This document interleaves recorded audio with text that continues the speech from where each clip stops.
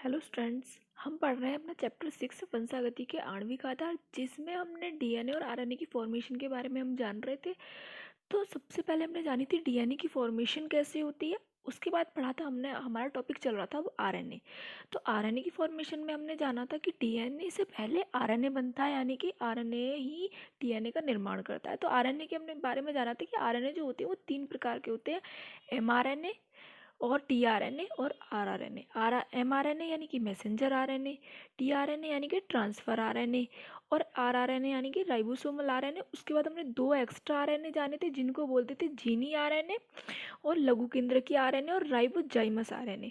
तो messenger RNA से ही पता चलता है कि मैसेंजर आरएनए क्या करता है, ये सूचनाओं को कोशिकाओं तक पहुंचाता है। और ट्रांसफर आरएनए क्या करता है, ट्रांसफर आरएनए करता है कि वो अनुलेखन की क्रिया में, ट्रांसफर आरएनए भाग लेता है अनुलेखन की क्रिया में। और सबसे छोटा आरएनए टीआरएनए होता है जो कि जल में विलय होता है।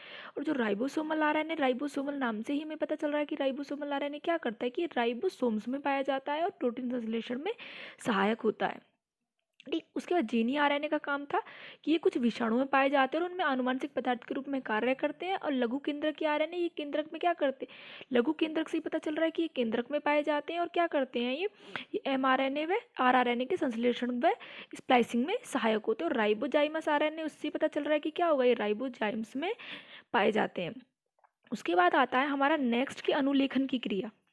अनुलेखन यानी कि ट्रांसक्रिप्शन हमारा होता है क्या, अनुलेखन डीएनए में जो अनुलेखन की क्रिया होती है ट्रांसक्रिप्शन, वो आरएनए में होती है। तो ये किस तरीके से अनुलेखन की क्रिया होती है, सबसे पहले हमें पता है कि डीएनए से एमआरएनए बनता है और एमआरएनए क्या करता है, वो कोशिका द्रव्य में जाता है और कोशिकाएं द्रव्य क्या करती हैं, प्रोटीन्स का निर्माण करती हैं। ये एक नॉर्मल सी बात है जो हम काफ़ी बार पढ़ चुके हैं। ठीक है, तो डीएनए से डीएनए बनने को रेप्लिकेशन कहते हैं, यानी कि डीएनए से जो डीएनए की फॉर्मेशन होती है उसको बोलते हैं रेप्लिकेशन। और डीएनए से एमआरएनए बनने को कहते हैं ट्रांसक्रिप्शन, यानी कि जो डीएनए से एमआरएनए बनता है उसको बोलते हैं ट्रांसक्रिप्शन। और एमआरएनए से प्रोटीन बनने को ट्रांसलेशन कहते हैं, यानी कि यहाँ ये रेप्लिकेशन हो रहा है डीएनए से डीएनए का बनना, और डीएनए से जो एमआरएनए बन रहा है उसको बोलेंगे बीच के इस प्रोसेस को ट्रांसक्रिप्शन, और यहाँ से जो एमआरएनए से जो प्रोटीन बनेगा उसको बोलेंगे ट्रांसलेशन। ये तीनों चीज़ें हो गई आपकी क्लियर कि डीएनए से डीएनए बनना रेप्लिकेशन, डीएनए से एमआरएनए बनना ट्रांसक्रिप्शन और एमआरएनए से प्रोटीन बनना ट्रांसलेशन। अब आता है आपका ट्रांसक्रिप्शन, सबसे फर्स्ट कि ट्रांसक्रिप्शन क्या होता है।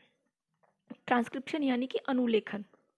तो डीएनए से जो आरएनए का बनना होता है, डीएनए से आरएनए का बनना ही आपका ट्रांसक्रिप्शन यानी कि अनुलेखन कहलाता है। तो अब ये मैंने डीएनए का एक डायग्राम बनाया हुआ है। डीएनए का आपको पता ही है कि 5' to 3' होता है, 3' to 5' होती है इसकी एक जो इसमें न्यूक्लियोटाइड्स काम करते हैं वो 5' to 3' होते हैं और 3' to 5' होते हैं। ठीक, उसके बाद ये जो फर्स्ट वाला जो पार्ट होता है इसको बोलते हैं उन्नायक, यानी कि प्रमोटर। जो दूसरा ये वाला भाग होता है इसको बोलते हैं संरचनात्मक जीन यानी कि स्ट्रक्चरल जीन। और जो तीसरा वाला भाग होता है इसको बोलते हैं टर्मिनेटर रीजन यानी कि समापक भाग। फर्स्ट उन्नायक, सेकंड संरचनात्मक जीन, थर्ड समापक भाग। अब सबसे पहले कि उन्नायक, संरचनात्मक जीन, समापक भाग कहाँ से आए हैं, तो डीएनए का वह भाग जो आरएनए को बनाने में भाग लेता है अनुलेखन इकाई कहते हैं। यानी कि डीएनए का वह भाग जो आरएनए को बनाने में भाग लेता है, डीएनए से आरएनए बनने की क्रिया ट्रांसक्रिप्शन कहलाती है। और डीएनए का जो भाग उसमें रोल प्ले करता है अपना आरएनए को बनाने में, उसको बोलते हैं अनुलेखन इकाई। उसके 3 पार्ट होते हैं अनुलेखन इकाई के। उन्नायक, प्रमोटर, फर्स्ट पार्ट प्रमोटर होता है, सेकंड भाग जो होता है इसका स्ट्रक्चरल जीन होता है, थर्ड होता है उसका समापक यानी कि टर्मिनेटर रीजन। तो ये तो आपको पता ही है कि फर्स्ट आपका आप स्टार्टिंग करेंगे तो उसका एंड भी करेंगे, तो जो एंड होगा वो होगा समापक भाग और फर्स्ट होगा उन्नायक और बीच का जो मीडियम है वो होगा संरचनात्मक जीन यानी कि जहाँ पे आरएनए बनता है। ठीक, उसके बाद बात आती है इसमें एंजाइम की कि इसमें कौन सा एंजाइम, जब डीएनए से आरएनए बनता है तो कौन सा एंजाइम अपना रोल प्ले करता है, डीएनए से आरएनए बनाने को डीएनए को कौन उत्प्रेरित करता है कि उसको आरएनए बनाना है। तो जो एंजाइम यूज होता है डीएनए से आरएनए बनाने को यहाँ पे उन्नायक भाग में, यहाँ पे आरएनए पॉलीमरेज जो होता है ये एंजाइम होता है जो डीएनए से आरएनए बनाने को उत्प्रेरित करता है कि डीएनए को अब आरएनए बनाना है, और ये डीएनए के उन्नायक यानी कि प्रमोटर वाले स्थान पर आकर जुड़ता है। आरएनए पॉलीमरेज हम देख रहे हैं यहाँ पे कि उन्नायक वाले पार्ट पर आकर ये जुड़ गया है। ये प्रक्रिया थोड़ी जटिल है, लेकिन आप अगर इसे अच्छे से समझेंगे, 2-3 बार 10 बार 20 बार पढ़ेंगे आप इसको अच्छे से, तो आपको ये क्लियर हो जाएगी। और ये आपके एग्जाम में बहुत ज़्यादा इंपॉर्टेंट है, इसीलिए मैं इसको एक एक चीज़ इसकी क्लियर करा रही हूँ आपकी। ठीक, तो इसे ध्यान से देखें। तो यहाँ पता चले कि जो आरएनए पॉलीमरेज है डीएनए से आरएनए बनाने को उत्प्रेरित करता है डीएनए को, और ये क्या करता है, उन्नायक वाले पार्ट में आकर जुड़ जाता है। अब आता है जब ये आरएनए पॉलीमरेज यहाँ पर जुड़ता है तो यहीं पर आकर एक सिग्मा कारक बैठता है। अब इस सिग्मा कारक का कार्य क्या होता है, तो ये जो सिग्मा कारक होता है, सिग्मा कारक आरएनए पॉलीमरेज पर आकर बैठता है। उसके बाद आरएनए पॉलीमरेज एमआरएनए बनाना शुरू करता है, यानी कि जब तक डीएनए को उत्प्रेरित करता है, डीएनए जो आरएनए बनाता है उसको उत्प्रेरित करता है आरएनए पॉलीमरेज। लेकिन आरएनए पॉलीमरेज भी जब अपना काम करता है जब उस पर सिग्मा कारक आकर बैठ जाता है, और सिग्मा कारक जैसे ही आकर बैठेगा तो जो आरएनए पॉलीमरेज है वो मैसेंजर आरएनए बनाना स्टार्ट आपका कर देगा डीएनए में, यानी कि डीएनए में एमआरएनए की फॉर्मेशन स्टार्ट हो जाएगी। ठीक, उसके बाद जब इसमें अनुलेखन की दिशा जो होती है, अनुलेखन की दिशा जो होती है वो होती है आपकी 5' to 3', यानी कि फर्स्ट वाली दिशा हम देखेंगे तो क्या है 5', यहाँ से देखिए, यहाँ से 5' to 3' हो रही है। और जो जनक का स्ट्रैंड है, जो यहाँ पे जनक, जो जहाँ पे जनक बनेगा, ये होता है 3' to 5'। जनक का स्ट्रैंड होता है 5' to 3', सॉरी 3' to 5'। तो जिस स्ट्रैंड पर आरएनए का फॉर्मेशन होता है उसे बोलते हैं टेम्पलेट स्ट्रैंड, यानी कि ये टेम्पलेट स्ट्रैंड यानी कि 5' to 3' पर आरएनए का फॉर्मेशन होता है, और इस स्ट्रैंड को बोलते हैं टेम्पलेट स्ट्रैंड। ये बात आपकी बहुत ज़्यादा ज़रूरी है, क्लियर होना चाहिए आपका कि जो अनुलेखन की दिशा होती है यानी कि ट्रांसक्रिप्शन की जो दिशा होती है वो होती है 5' to 3', और इसमें जो जनक अपना रोल प्ले करता है वो वाला स्ट्रैंड होता है 3' to 5', यानी कि दिशा तो हो गई 5' to 3', लेकिन जो जनक है इसमें वो होता है 3' to 5'। लेकिन जब आरएनए बनता है, आरएनए का फॉर्मेशन होता है, उसको बोलते हैं टेम्पलेट स्ट्रैंड। जिस स्ट्रैंड पर आरएनए बनता है यानी कि 5' to 3' जो स्ट्रैंड है इसको बोलते हैं टेम्पलेट स्ट्रैंड। और जिस स्ट्रैंड पर आरएनए नहीं बनता यानी कि 3' to 5' पर आरएनए नहीं बनता उसको बोलते हैं कोडिंग स्ट्रैंड। ये चीज़ आपकी क्लियर हो गई कि क्या है कि जब डीएनए का फॉर्मेशन होता है तो उसमें क्या होता है, उसमें जो सबसे मेन पार्ट कौन प्ले करता है, ट्रांसक्रिप्शन, अनुलेखन डीएनए से आरएनए को बनाता है। और डीएनए का वह भाग जो आरएनए को बनाने में भाग लेता है वो आपकी अनुलेखन इकाई होती है। इसके 3 पार्ट हैं, प्रमोटर्स, स्ट्रक्चरल जीन और टर्मिनेटर रीजन। तो उन्नायक में क्या होता है, आपके फर्स्ट पार्ट में क्या होता है, फर्स्ट पार्ट में आपका आरएनए पॉलीमरेज एंजाइम डीएनए को आरएनए बनाने के लिए उत्प्रेरित करता है।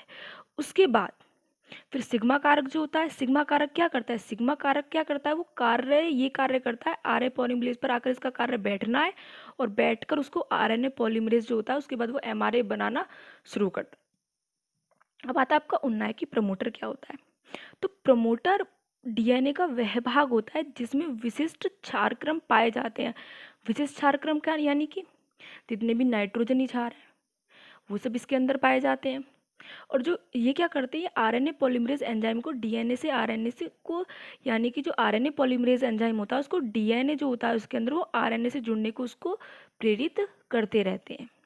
ये विशिष्ट क्षारक्रम जो होते हैं एडेनिन, ग्वामिन, थायमिन और यूरेसिल जो आरएनए में पाए जाते हैं नाइट्रोजनी क्षार, ये क्या करते हैं, ये डीएनए से आरएनए को जुड़ने के लिए प्रेरित करते रहते हैं कि डीएनए को आरएनए से जुड़ना है, डीएनए को आरएनए का फॉर्मेशन करना है। ठीक, इतनी बात आपकी क्लियर हुई। उसके बाद सिग्मा कारक का कार्य हमने देख लिया कि सिग्मा कारक क्या करेगा कि पॉलीमरेज पर आकर बैठ जाएगा, और पॉलीमरेज क्या करेगा, वो तुरंत ही अपना जो एमआरएनए है वो बनाना शुरू कर देगा। ठीक, उसके बाद आती है अनुलेखन की दिशा, यानी कि जो ट्रांसक्रिप्शन होता है उसकी दिशा क्या होती है, उसकी डायरेक्शन होती क्या है। तो ट्रांसक्रिप्शन की जो दिशा होती है वो होती है 5' to 3'। ठीक, और इसमें जो जनक होता है वो होता है 3' to 5' होता है जनक, डीएनए का जो जनक होता है। अनुलेखन की दिशा अलग बात है और डीएनए का जनक एक अलग बात है। अब मेन बात ये कि जिस स्ट्रैंड पर आरएनए का फॉर्मेशन होता है उसे बोलते हैं टेम्पलेट स्ट्रैंड, यानी कि 5' to 3'। और जिस स्ट्रैंड पर आरएनए का फॉर्मेशन नहीं होता उसको बोलते हैं कोडिंग स्ट्रैंड, यानी कि 3' to 5'। यानी कि यहाँ पे मैंने आपको बताया हुआ भी है, जिससे कि आप अगर आप डायग्राम में भूल जाएं तो आपको लिख के याद रहे कि जिस स्ट्रैंड पर आरएनए स्ट्रैंड नहीं बनता उसे कोडिंग स्ट्रैंड कहते हैं, यानी कि 5' to 3'। Sorry 3' to 5'।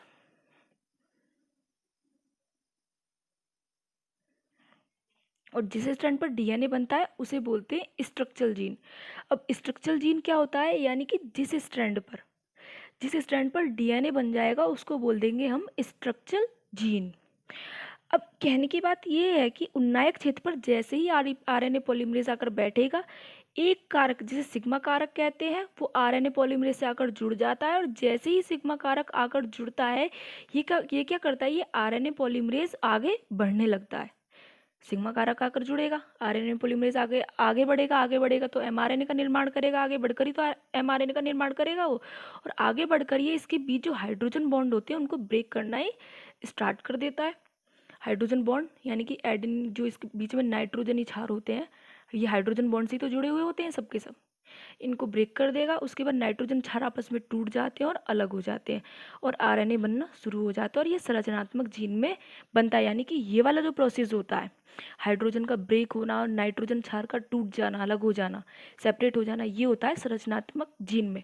उन्नायक में काम होता है खाली आरएनए पॉलीमरेज का आना, उस पर सिग्मा कारक का बैठना और वहाँ से एमआरएनए का बनने का प्रोसेस स्टार्ट होना। लेकिन जो हाइड्रोजन बॉन्ड टूटते हैं वो टूटते हैं आकर संरचनात्मक जीन में, यानी कि स्ट्रक्चरल जीन में, और वहाँ पर ही नाइट्रोजन क्षार सेपरेट हो जाते हैं, और वहाँ पर ही जितने भी एंजाइम्स हैं, एडेनिन, ग्वानिन, थाइमिन, यूरेसिल, ये आकर यहाँ पर आपस में आकर ये हाइड्रोजन बॉन्ड से एक दूसरे से अटैच्ड हो जाते हैं। यानी कि जैसा कि हम यहाँ डायग्राम में देख रहे हैं कि यहाँ पर क्या है कि एडेनिन से यूरेसिल जुड़ गया, थाइमिन से एडेनिन जुड़ गया, ग्वानिन से साइटोसिन और एडेनिन से यूरेसिल जुड़ गया। ठीक है, ये यहाँ पे 5' to 3' ये बन गया यहाँ पे आरएनए। ठीक है, अब क्या होगा नेक्स्ट प्रोसेस कि जैसे ही आरएनए पॉलीमरेज समापन भाग में पहुंचता है, यानी कि ये आरएनए पॉलीमरेज जब यहाँ पर आकर बन रहा है, यहाँ से स्टार्ट हुआ है फर्स्ट भाग से, उन्नायक भाग से प्रमोटर से स्टार्ट हुआ, संरचनात्मक जीन में आकर यहाँ पर हाइड्रोजन बॉन्ड ब्रेक हुए, नाइट्रोजन क्षार सेपरेट हो गए, सेपरेट होने के बाद यहाँ पर जैसे ही सारे नाइट्रोजन क्षार आकर आपस में जुड़े हैं, आरएनए पॉलीमरेज का बनना शुरू हो गया है 5' to 3'। तो अब आरएनए पॉलीमरेज जैसे ही समापन भाग पे पहुंचेगा, यानी कि टर्मिनेटर रीजन पर पहुंचेगा, इसमें से सिग्मा कारक हट जाता है। आरएनए पॉलीमरेज पर जो सिग्मा कारक आकर बैठा था वो वहां पर आकर हट जाएगा, और दूसरा कारक जिसको रोह कारक बोलते हैं, रो कारक आकर यहाँ पर जुड़ जाएगा। ठीक, और ये अनुलेखन क्रिया यानी कि आरएनए का बनना ये यहीं पर आकर स्टॉप हो जाती है। यानी कि आरएनए का जितना फॉर्मेशन होगा वो यहीं होगा, और ये होता है केंद्रक के बीच में, केंद्रक के अंदर ये प्रोसेस होता है आरएनए का बनना। और ये जब यहाँ पर रो कारक आकर बैठ जाता है तो अनुलेखन क्रिया, आरएनए का बनना रुक जाता है, और जितना एमआरएनए पहले से बन चुका है, यानी कि जितना एमआरएनए यहाँ पर बन चुका है, यह केंद्रक से बाहर निकल जाएगा, और केंद्रक से बाहर निकलती क्या करेगा, ये कोशिका द्रव्य में पहुंच जाएगा। और कोशिका द्रव्य में क्या होगा, कोशिका द्रव्य में पहुंचने के बाद ये प्रोटीन को जाकर सूचना देता है, सूचना देकर क्या करता है, यही अनुलेखन क्रिया कहलाती है। तो इसको बाय डायग्राम समझते हैं। थ्योरेटिकल मैंने आपको समझा दिया, लेकिन बाय डायग्राम इसको देखते हैं कैसे होता है इसमें। ये आपका डीएनए फर्स्ट पार्ट होता है आपका प्रमोटर। ठीक, प्रमोटर में क्या होता है, ये सिग्मा कारक है आपका, यहाँ पे आरएनए पॉलीमरेज जुड़ा हुआ है। तो यहाँ पे जो प्रोसेस होता है इसको बोलते हैं इनिशिएशन प्रोसेस, यानी कि आरएनए पॉलीमरेज जो होता है वो प्रमोटर के स्थान पर आकर जुड़ जाता है, और इसी प्रोसेस को कहते हैं इनिशिएशन। अब आता है सेकेंड कि जब आरएनए बनकर यहाँ पे केंद्रक में आरएनए यहाँ पर बन चुका है, हाइड्रोजन बॉन्ड ब्रेक हो चुके हैं, नाइट्रोजन क्षार आपस में टूट चुके हैं, तो ये क्या करता है, केंद्रक के अंदर जो आरएनए होता है ये क्या करता है, ये बाहर निकलना स्टार्ट करता है। सिग्मा कारक यहाँ पर जुड़ा हुआ है, तो ये फर्स्ट वाला जो प्रोसेस होगा इस एलोंगेशन बोलेंगे, और ये जो लास्ट वाला प्रोसेस होगा इसको बोलेंगे टर्मिनेटर। यानी कि अब सिग्मा कारक आरएनए से जुड़ जाएगा और आरएनए पॉलीमरेज यहाँ पर बनने लगता है। तो लास्ट वाले प्रोसेस में हम क्या देखेंगे टर्मिनेशन में, यानी कि सबसे पहले क्या हुआ आपका इनिशिएशन, इलोंगेशन, टर्मिनेटर, अब होगा टर्मिनेशन। टर्मिनेशन प्रोसेस में हम क्या देखेंगे कि आरएनए केंद्रक से बाहर निकल के आ गया, और यहाँ पे रो कारक आकर जुड़ गया, रो कारक आकर जुड़ गया तो आरएनए का फॉर्मेशन स्टॉप हो गया। ठीक, जब आरएनए फॉर्मेशन स्टॉप हो गया, आरएनए पॉलीमरेज बनना बंद हो गया, तो आरएनए क्या हुआ, आरएनए केंद्रक से बाहर निकल कर आ गया और कोशिका द्रव्य में आरएनए पहुंच गया। जब ये कोशिका द्रव्य में पहुंच गया तो क्या किया इसने, जितनी भी इसके पास सूचनाएं थी आरएनए की, उसने क्या करी, उसने वो प्रोटीन को पहुंचा दी।